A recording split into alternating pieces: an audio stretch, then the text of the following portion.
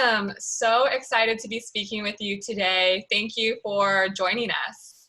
Thank you so much for having me on today. Yeah, and for our listeners, I am really excited to have Adam as a guest because he has a wealth of experience in working with student athletes from his alma mater, Santa Clara University, to San Jose State University. He's worked with athletes and teams from men's and women's basketball to tennis to soccer. And so I think with what we're going through right now, Adam, you can really be a resource to student athletes out there. Great. Well, I'm happy to share as much information as I can. Great. Well, I think we can get right into it. And so, to start, can you tell us a bit more about how you became a mindset coach? Definitely. So for me, it was all about starting with my own personal sport experience. And so as an athlete, I recognized that I had quite a variability of different experiences. So I recognized there were certain times where I was really great as an athlete and other times where my performance fell flat. And so for me, being able to understand, was there something that I was doing in terms of my preparation? I felt like I was physically preparing the same way, game in, game out, as a baseball player, as a basketball player, as a soccer player growing up, yet the performances were very different. And so the one thing that I can recognize looking back at those experiences is that my mindset was not in the right place all the time. And sometimes I was focusing on things that were going on in my personal life or things that were going on in school life. And it really detracted from my ability to really prepare and really build confidence going into each performance that I had in front of me. So that's really where the journey started, was trying to unravel this mystery. Why was some certain performances really positive and I was an all-star out there versus other times where I just fell flat and I wasn't able to find my best performance? So that really led me to learn a little bit more about psychology. And when I went into college, that was my main focus, was really trying to figure out how the mind works, how the mind and body connection really exists, and really starting to implement some of those focuses for myself. And even as a college athlete, I was a rugby player, and starting to now experiment with some of the things that I was learning in class and really starting to then execute them for myself personally and seeing the benefit right off the bat. So that really was an incentive to follow this through as a passion and really help pay forward to the athletes that are coming up the ranks right now, things that I had no idea that were possible, certain skills or certain habits that now I can help my clients start to impart and hopefully impact their performance in a positive way. Wow, I wish I had you when I was an athlete as well. And then, so after college, then I know that you went on and got your master's in sports psychology at JFK University. Can you talk a little bit about what that program is and what type of skill sets that you learned through that? Definitely. So JFK, what attracted me was the fact that it was an applied program. So instead of some of the research-based programs that I was looking at, to be able to do the work hands-on and to be able to start working with athletes right away was a main focus of mine. So to find a program that was applied that allowed me to have internships where I was doing the work and learning really on the fly, and being able to throw myself into the fire, work with athletes, not have all of the answers quite yet, but being able to have at least a support network and a system that I could be able to help create for my athletes that allowed them to be able to develop and really learn more about themselves. So that was something that was really cool about that program, was the fact that I had 4 different internships. In each internship, I felt like I progressed and really kind of leveled up in terms of the competition that I was working with. And my final internship was actually with Santa Clara University men's water polo. And that was a perfect internship that really showed me that college athletes was a population I really connected with. And I really wanted to find out if I could really work with this population further in the future. So I was able to pivot that role into more opportunities, even at Santa Clara. Yeah, I actually would love to share some of those stories, because I know from speaking to you earlier, it's sort of like your good work ended up carrying on and you got introduced to more teams and more coaches that wanted to work with you. So can you speak a little bit about the impact that you have had at Santa Clara University? Definitely. So when I think about impact, I immediately think about results, but what I have to recognize is that results are not always outward driven. And so for some of the teams, just being able to see them come together, teams that had a lack of unity or cohesion. And some of the best moments I had was seeing a team come together after having such challenges in preseason.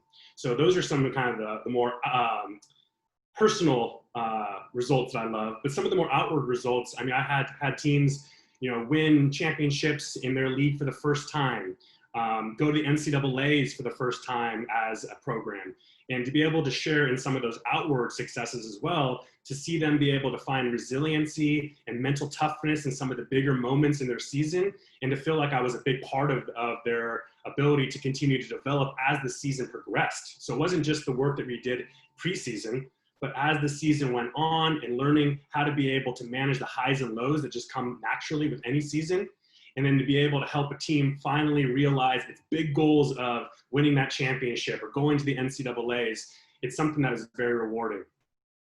Yeah, I can just only imagine the sense of accomplishment with that. And, part of the reason why we wanted to do this show and bring on experts like yourself is to demystify, what is mindset coaching, what is mental performance coaching.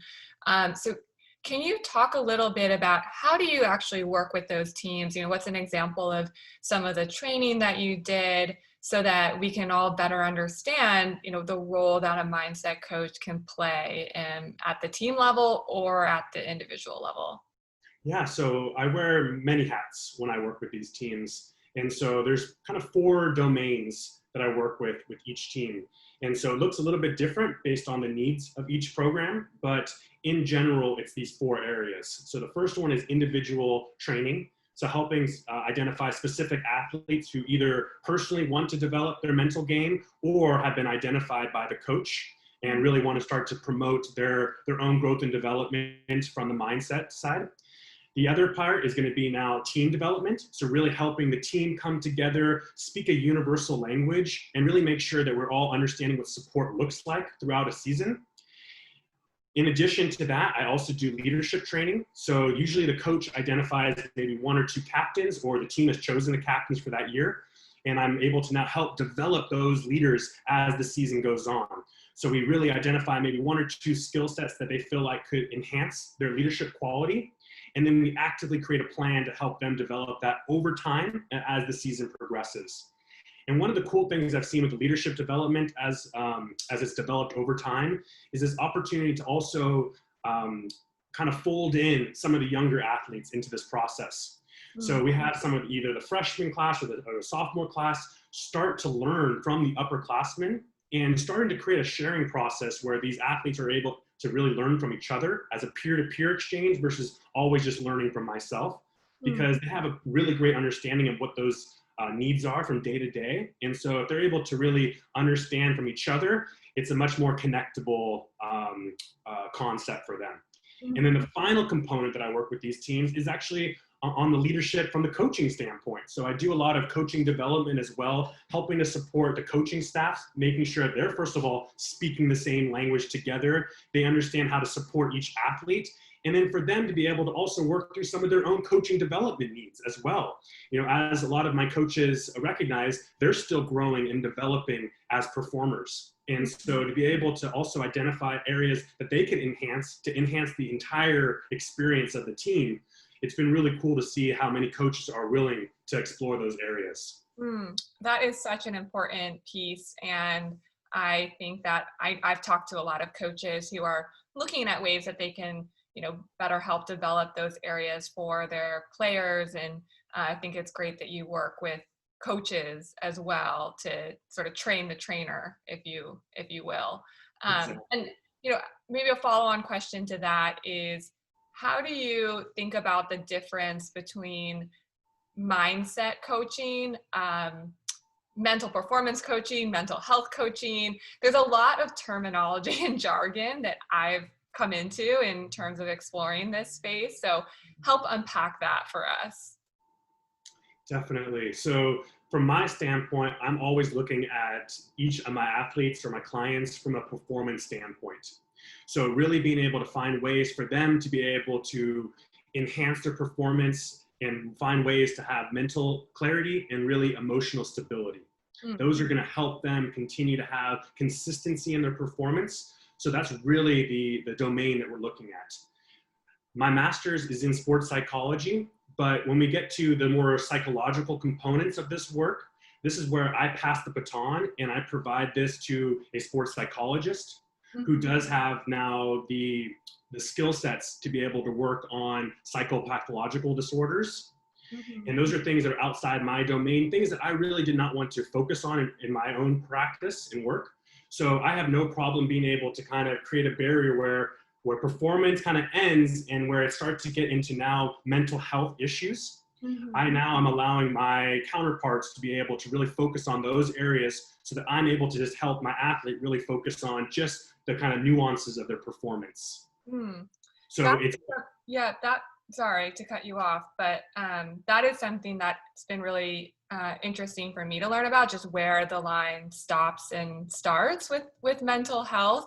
Because as a former athlete, I remember times where after a game, I felt sad or down, and how would you define that line? Where does that change from, oh, I had a bad day or bad performance in my sport, to I have a clinical anxiety issue or depression?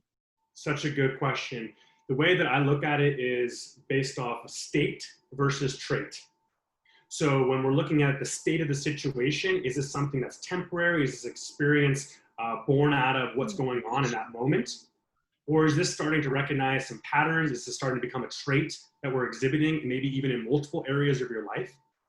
And so if we can start to recognize if this is more circumstantial versus this is something that's more over-encompassing or just kind of overreaching in your life, that could be a great place to start to recognize if this is something that's a little bit more impactful than potentially just feeling a little bit sad or frustrated after a game. Okay, and that makes sense. I like that difference between this is more perpetual, versus this is in a moment, situational feeling that you're having. Then I'd also love to ask you, how do you, we're in this crazy time in sports, and I know that you have dedicated a lot of your work to working specifically with student athletes. So what are you seeing in terms of how sport cancellations, crazy politics, and this world that we're living in, and how are you seeing that affect the student athletes that you work with? So it's definitely having an impact, as with all of us, even us as adults navigating the situation, but more importantly, looking at the youth, because ultimately they're very impressionable. And at this point, this is all they know. This is their life, right? So things are going to be a little bit more heightened. And for them, this could feel like the end of the world, when potentially as an adult, we have the perspective that, maybe we have a bigger picture on this situation, that life will continue to go on, and that we're going to be able to find some sort of stability in the future. But for a lot of my young athletes, it's that fear of the unknown that's really creating waves within themselves. And so to be able to not have any understanding of what their season may look like, or when they might be able to play with their team, or is their season getting moved to next about the spring? And so what does that look like in terms of training? All these question marks that they have about themselves, to be able to now start to resolve those one by one is critical. And so obviously, as more information comes in, as it trickles in, we're going to be able to start to resolve some of these things and be able to now be able to create a plan of action accordingly. But until then, we have to be able just to operate based on what we know is still going to fulfill us. And right now, our sport has still been a positive outlet for the majority of my clients. So we need to find some way to maintain a connection to the sport, even though it may look very different than how it has every other fall as we've approached it thus far. So to be able to recognize that we may have to redefine what this process may look like for us. We may have to redefine what our identity looks like compared to what it was a couple months ago, even what our motivational factors might be. So all of these things have been impacted by these the cage being rattled right now. And so because of that, we have to just be comfortable at least being able to control what we can. And at least at this point, from my perspective, our mindset is critical to our ability to be able to overcome some of these challenges that are right in front of us. Yeah, I'd love to dive into that more. I think it's such an important topic and a tool that athletes and everyone can use in terms of controlling what we can control. Can you give us some tips or advice on, how we can do that? Definitely. I have an exercise I do with all of my clients. Doesn't matter if they're a student athlete or a professional in the business world. One of the first exercises we do is really starting to heighten our awareness around the things that we have in our control versus the things we have out of our control. And so by even just putting this down on paper, by having a visual on this, it starts to help us understand the difference between these two areas, and then being able to then have an awareness around how to shift our focus if we find ourselves starting to focus on the wrong details each day. Mm-hmm. And so by understanding that we focus on the things that we can control, this ultimately empowers us over those challenges versus feeling like the victim of circumstance. Mm-hmm. So when we think about things that are out of our control, that could be the fact that the season's being canceled, the fact that, right now, maybe accessibility to our coaches is not something that's as possible right now. Accessibility to our teammates and our friends is not something that's possible right now. And even just the fact that even some of our resources, the place that we go to train, may not be something that's open right now. Mm-hmm. So because of those things that are outside of our control, it could easily feel like we're the victim of these circumstances. I can't do this, I can't do that. What can I do? Mm-hmm. And that really should be the question we should be asking ourselves. What can I do? How can I start to empower ourselves? And by focusing on how to adjust our mindset, how to start to feel like we're doing something better than nothing, and being able to start addressing some of these things that are outside of our control. So if I can't train with my coach, who else in my circle can be a great resource for mentorship and help me figure out those next steps of my development? If I can't hang out with my team, okay, how am I going to start creating some self-motivation to be able to push myself in times where I have to train by myself? Mm-hmm. And by understanding how to dissect some of these challenges, it just gives us more answers about ourselves, which ultimately is going to be useful information as we continue to move forward in this journey. I really like that exercise. I'm going to definitely do that one for myself too, later today. And I think it'd be fun. Maybe we can add a helpful resource on our website of structuring how to do that exercise. So I think that's a great one. The other feeling is this loss of identity around, I'm an athlete. So much of my confidence, my feeling of self-worth comes from my sport. So when you're not able to play, how would you recommend athletes cope with that? So it's going to look different for every athlete, obviously, but there are some best practices that we can consider. And the first thing is really creating a plan.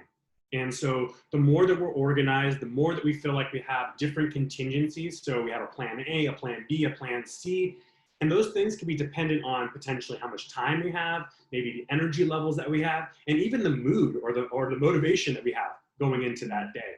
And so by being able to have multiple plans, we just plug ourselves in to each one of those scenarios dependent on how we're doing each day.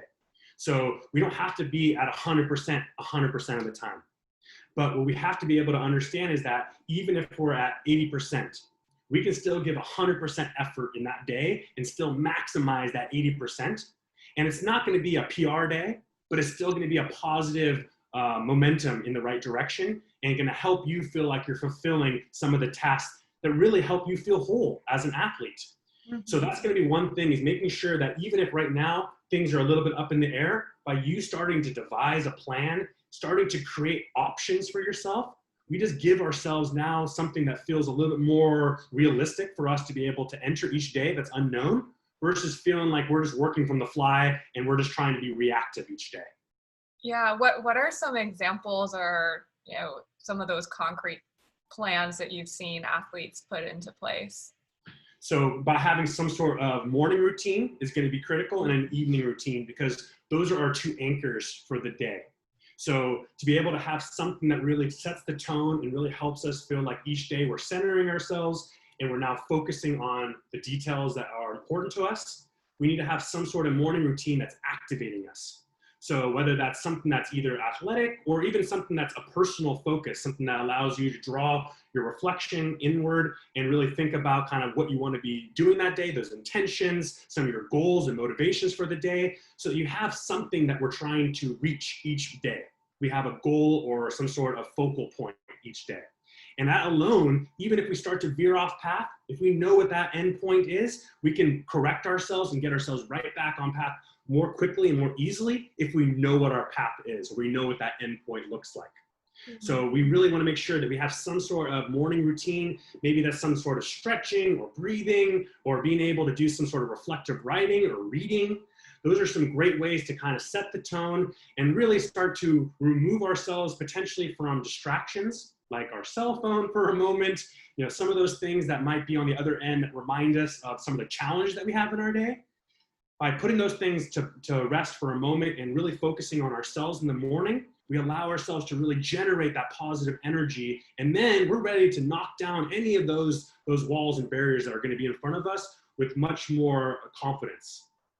I have really tried to adopt a lot of those tactics around, you know, mornings that win. And I won't lie, it's been hard because it's a habit that you have to form, but I've really taken to journaling in the morning and, you know, writing down the key goals for the day or something that I learned yesterday. And that's been really helpful for me. And I'll just admit it feels uncomfortable or awkward at first, but the more you do it, it becomes more of a habit. So I like that one of writing things down. I also like your other suggestions of just stretching in the morning and not looking at your phone, not having email or Instagram be the first thing that you look at. I think can be sort of taking back your own time.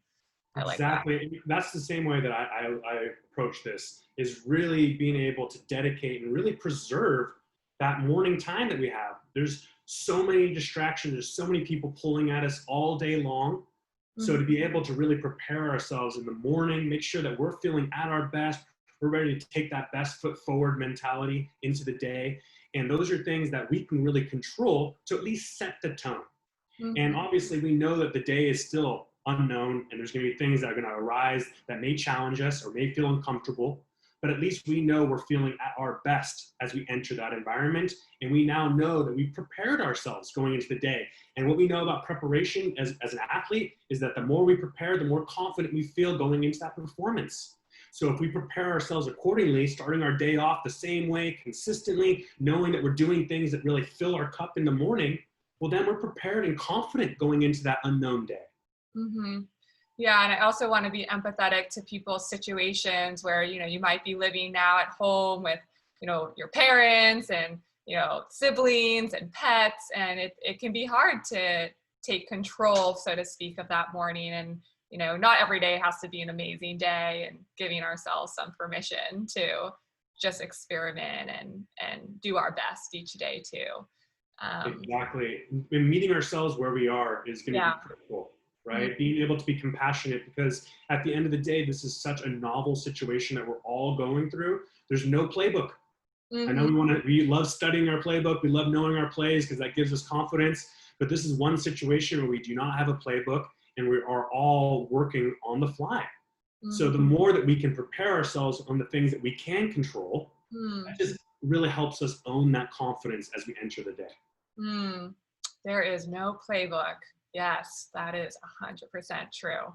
And I know that a lot of your work focuses on, you know, energy regulation and stress relief. So is there maybe a exercise you'd be willing to take me through? Happy to be your guinea pig on this, that would show our audience just even a short exercise that they can do at home. Definitely. So one of the skill sets I have my clients start to adopt is breathing skills or breathing regulation. And so by being able to understand that when we regulate our breathing, we regulate our emotions, our energy, or even our mood. So what we have to be able to understand is that if we can start to control that, we can start to at least manage some of the things that are going on in our inner world, which can help us then manage some of the things that are going on in our outer world. So one of the skills that I work on with my clients is called circle breathing. And so basically what this is drawing a full deep breath of oxygen and really activating our deep belly breathing so we can really optimize the amount of oxygen we receive, really allowing us to reduce tension in our body and really help promote oxygen flow to our mind. So the most important thing is we have to realize when we get nervous or frustrated or disappointed, one of the first things that happens is our breathing becomes shallow. We're frustrated, we're seething, right? And what happens is that when we're starting to breathe shallowly, we're not delivering a proper amount of oxygen to our mind and to our body. And so what happens is that our body starts to tighten up. And I'm sure we've seen that as athletes where we start to get tight out there on the court or on the field. It's because we're not breathing properly anymore. We're not even delivering the oxygen to our muscles that we've highly developed and we've highly strengthened. We can't even utilize that performance capacity. So to be able to even allow ourselves to be able to use our body properly, we want to deliver that oxygen flow. And then once again, our mindset is also impacted by shallow breathing. So if we're able to deliver more oxygen flow to our mind, we're going to be thinking more clearly, and more concisely about the next concepts or ideas that you need to be touching on. Okay. Yeah, so, and I think that's really helpful to explain just why breath work matters, because it's not something that I think a lot of us were exposed to or are used to. So thank you for explaining just why it matters, just in performance, but also for, just managing your emotions and feelings in daily life too. Definitely. And the thing is, I've seen certain sports adopt this sooner, and there's like swimming. I have so many swimmers who have learned to breathe on the pool deck before they get into the pool and really visualize and use this as a mindfulness technique. But you're right, the majority of sports that I work with, they are not introduced to these type of breathing techniques that would instantly have a positive impact on their performance from day to day. So what I'm going to do is I'm going to take you through that, just like those that are viewing this and listening to this. So I want you to first and foremost make sure that your feet are flat on the ground and make sure that you're sitting up nice and tall. And let's make sure that your neck is above your shoulders, which is above your waist, so you have a nice tall spine. Okay. And what we can do here, just to make sure that we're actually activating our deep breathing, we can put one hand on our belly, our low belly here, our abdomen, and one hand on our top chest, okay?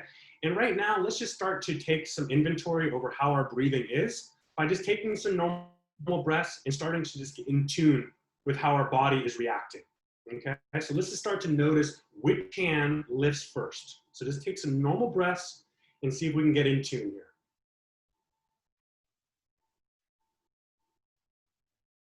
Okay, so what did we feel, Christina? Which hand lifted first?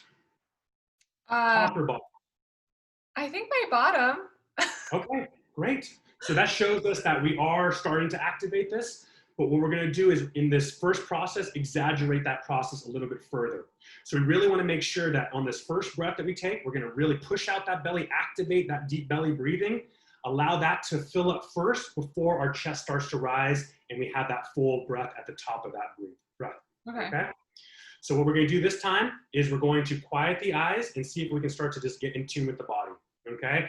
So just listen to my cadence and let's see if we can execute this circle breath together. Okay? Shut my eyes. Is that what that means? Yeah, let's go ahead. Let's quiet our eyes. We're closing your eyes. Exactly. Okay?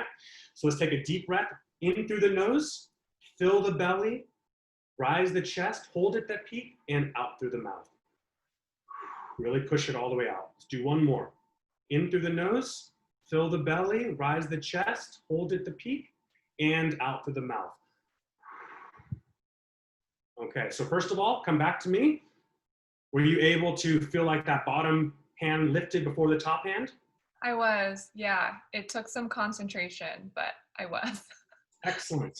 So for this last round, what we're going to do is we're going to take that process and we're going to now focus on the count, because every person has a different count for how it takes from empty breath to full breath and then from full breath to empty breath.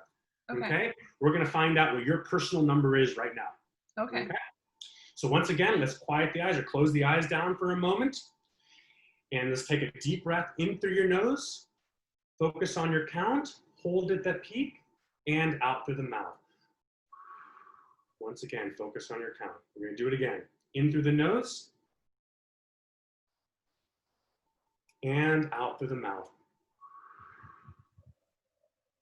And when you're ready, you can come back. Okay, so what did we have on the way up? In terms of count number, that was about 4. Okay, perfect. So we had 4 seconds on the way up. What was it on the way down? Also about 4. Excellent.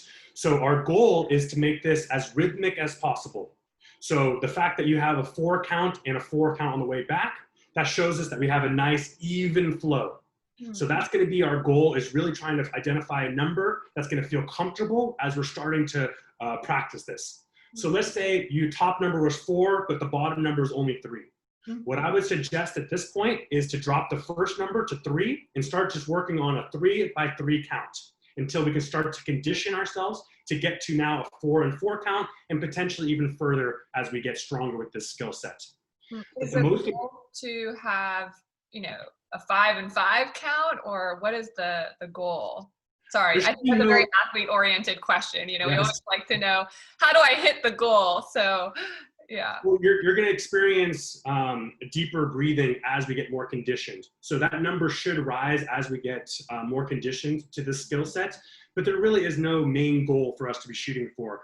The main thing is a rhythmic, deep breath that's allowing us to draw our focus inward for a moment, center ourselves, make sure that our body and mind are now in cohesion. And then as we enter the next experience, we can have confidence that we've done our best to regulate ourselves. And when do you suggest athletes utilize this tactic? Yeah, this is a great skill to be able to help regulate our emotions at any time of the day. But in terms of a sports skill, right before a training session or right before a drill could be a really great way to center ourselves, make sure that we just finished whatever just happened, and now we're entering the next experience fresh. And so that's going to be something, especially let's say one drill didn't go your way, it was really frustrating.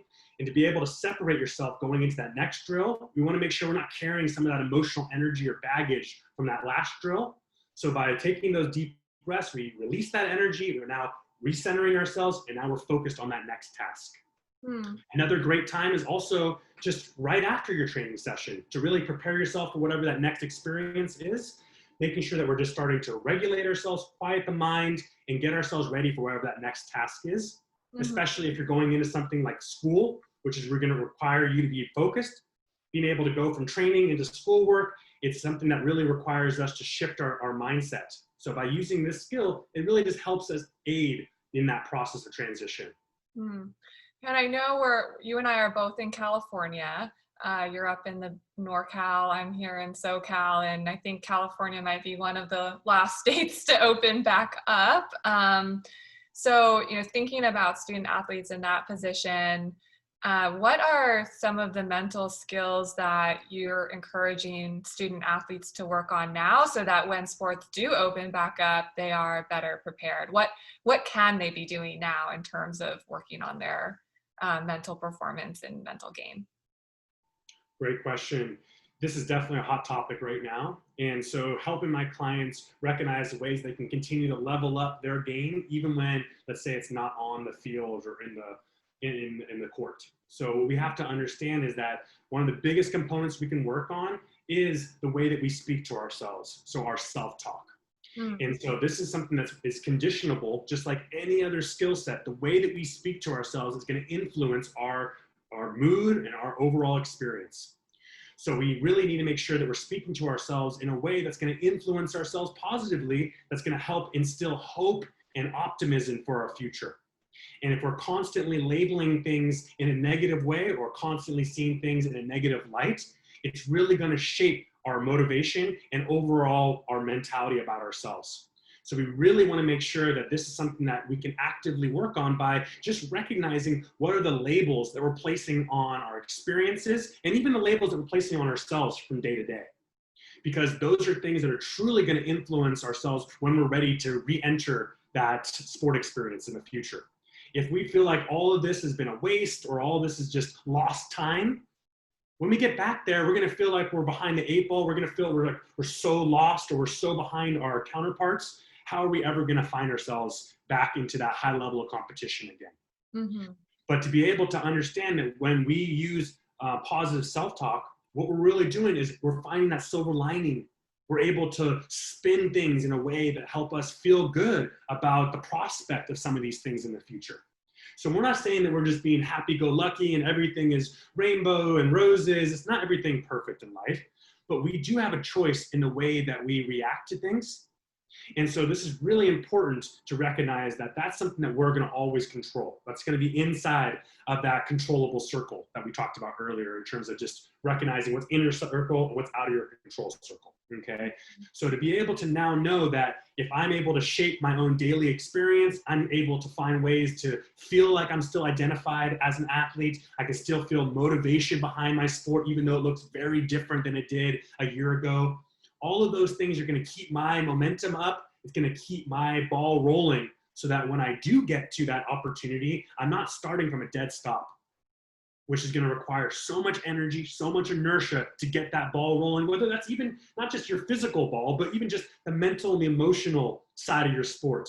If you're so far in the dust behind yourself, it's going to be so much energy to bring yourself back to getting that level of motivation, that level of confidence that really is required to play at a high level. Mm-hmm.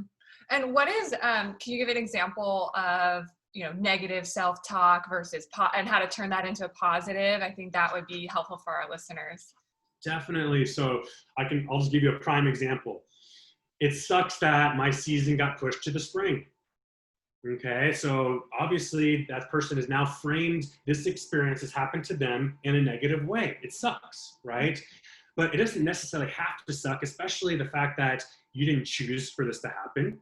So to be able to look at this from a positive lens by saying, this situation is unfortunate that I didn't get to play in my season this year, but now what is the spin? I am now given opportunity to train a little bit more. I'm able to now find an opportunity to focus on other aspects of my life that right now have been put on the back burner. And I have an opportunity here to really just get better at whatever I want to get better at before I have to now put that on to the stage. Mm-hmm. So this is something, once again, this sucks versus, you know what, how can I use this to my advantage? How can I find a silver lining, or how can I benefit from this? Because as soon as we find that option for ourselves, we've already now changed the way that we see it, and it's going to make us feel so much better about entering those experiences.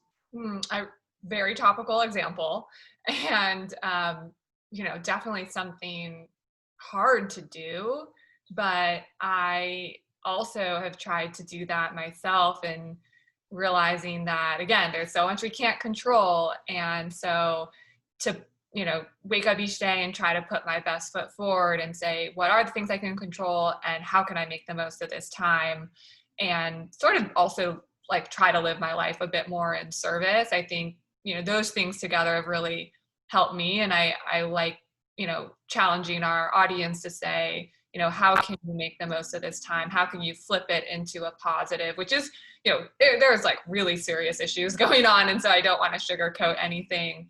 But at some point that's like all you can do. There's so much out of our control. So thank you for sharing that. I have a few more questions that I want to get through. This has been super educational and really appreciate your time. But maybe just a quick one is, where can our audience connect with you? Definitely. So the most current place to get my information is via my Instagram. So my handle is @mindset_by_Adam. So that's going to be where I have the most up-to-date information around my talks that I've been doing and some of the podcasts that I am featured on, as well as some just tidbits that I like to provide for my clients, some food for thought, and even some inspirational quotes that really just help my clients, find their center when they're off balance on certain days. Awesome. Thank you. And now I'm going to conclude with the 3 rapid fire questions that I like to ask our guests. So first, what's one thing you know now about mental wellness and mental performance that you wish you knew earlier? Be proactive. Mm-hmm. So instead of allowing some of these things to fester and to feel like they may be resolved on their own over time, by being able to take personal ownership over some of these personal challenges that you're going through, the more we can be proactive, the more that we address these things, the more we strengthen our awareness, the better off we're going to be in the long term, because it's going to allow us to then actively start to work through this, actively process this, and create a resolution more quickly. I like that. Thank you for sharing that. And then what's one thing you think every student athlete should do to manage their mental wellness? I think something we talked about and touched on earlier, which is the idea of reflection. And so whether that's actually journaling and writing these things down, or just dedicating a space each day to be thinking about certain focuses in your life, journaling or reflection is a huge component to self-awareness. So if we're able to now understand ourselves and know ourselves better than anyone else, we're going to be able to help ourselves more quickly and more readily when challenges arise. So we want to be able to recognize certain patterns that are going on in our life. And we only see that over time when we're actually starting to create that space for reflection. So it's easy to keep things up here and to kind of just think about these things and have them bounce around in our mind. But it's so different when we concretely address these things or we write them down, because it allows us to see them a little bit more real and allows us to then address them and have a little bit more confidence that we're actively taking care of ourselves. And do you have a best place that you recommend people write those thoughts down? I like having an actual hard copy journal. I'm a little old school, but for all of my younger athletes, even just having a note section in their phone, or for some of my athletes, even starting kind of an audio log. So I know that we have audio recorders on all of our phones nowadays. It's another process if you're not someone who likes to type or someone who likes to write. That's another option for some of my clients. Great. And then final question, what advice do you have for student athletes navigating this time right now? Practice mindfulness. So be present. It's so easy to either get caught up in worrying about the future, concerns around the unknown, or even dwelling and trying to live in the past of what has happened or why can't life be the way it was. And all of that is just detracting energy and focus from what's going on right now, and allowing yourself to be able to take care of whatever needs are right in front of you. And so by being able to be present, by being able to be attentive to your own needs and those around you, we're so much more receptive to what the world is trying to provide for us. So this is something that is a conditionable skill, just like everything else. If we find ourselves someone who really drifts into the future or drifts into the past, by immediately reminding yourself of what you're doing right now, that task at hand, you already are starting to teach yourself how to draw your focus back to the present moment. So it doesn't matter how much your mind likes to drift off. The more that we bring ourselves back to the present moment, the more we're teaching and conditioning ourselves that this is the time that we want to be focusing on, not the future or the past. We're going to be now using this skill that's going to be now transferable to when we're on the court or on the field or in the pool, and we need to be present. We need to be mindful of that moment. We've been using all of this time as a training ground to prepare ourselves for those moments. Well, there you have it, folks. Inspirational words from Adam Saucedo. Thank you so much again for being with us here today, and look forward to staying connected with you. Thanks so much, Christina.